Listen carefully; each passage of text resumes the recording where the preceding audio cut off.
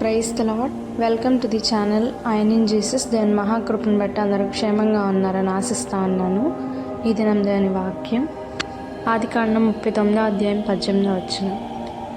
నేను బిగ్గరగా కేక వేసినప్పుడు వాడు తన వస్త్రం ఉన్న దగ్గర విడిచిపెట్టి తప్పించుకొని బయటకి పారిపోయినను.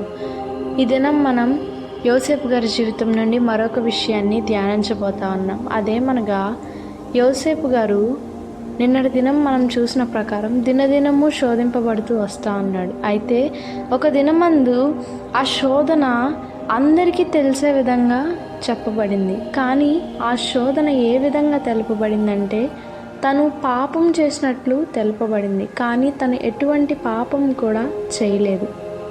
అయితే ఈ దినమందు మనం కూడా కొన్ని శోధనలో ప్రవేశిస్తూ ఉంటాం.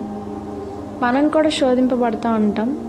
ఒకానొక దినమందు మన ప్రమేయం ఏమీ లేకుండా, మన తప్పేమీ లేకుండా మనమే అంత తప్పు చేసినట్లు మన మీద సమస్తం కూడా వేయబడుతుంది.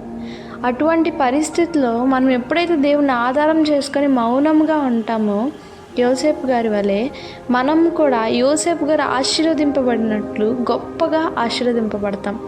ఎవరు చూసినా చూడకపోయినా దేవుడు సమస్తాన్ని చూస్తూనే ఉన్నాడు. ఎవరి కొరకు మనం చూడకూడదు, దేవుని కొరకు మాత్రమే చూడాలి. ఎందుకంటే దేవుడు మన కొరకు చూస్తున్నాడు కాబట్టి మనము ఆయన కొరకు, ఆయన నిమిత్తము చూడాలి. ప్రార్థించుకుందాం. మమ్మల్ని మిక్కిలిగా ప్రేమించిన మా ప్రియ పరలోకపు తండ్రి, దేవా, ఈ దినమందు ప్రభా నాయన ఎటువంటి సమస్యలు గుండా మేము వెళ్తా ఉన్నాము ప్రభా నాయన, ఎటువంటి పరిస్థితుల్లో ప్రభా మేమందరం కూడా ప్రభా ఈ లోకం దృష్టిలో పాపం చేస్తున్నాము ప్రభా, సమస్తం ఎరిగిన వాడవు ప్రభా, నీ వైపు మాత్రమే మేము చూస్తూ ఉన్నాం. మీరే సహాయం చేసి నడిపించమని ఈ ప్రార్థన నజరేయుడును మా ప్రభువైన యేసు అతి పరిశుద్ధ నామములో అడిగి వేడుకొని పొందినాం తండ్రి. ఆమెన్. Praise the lord.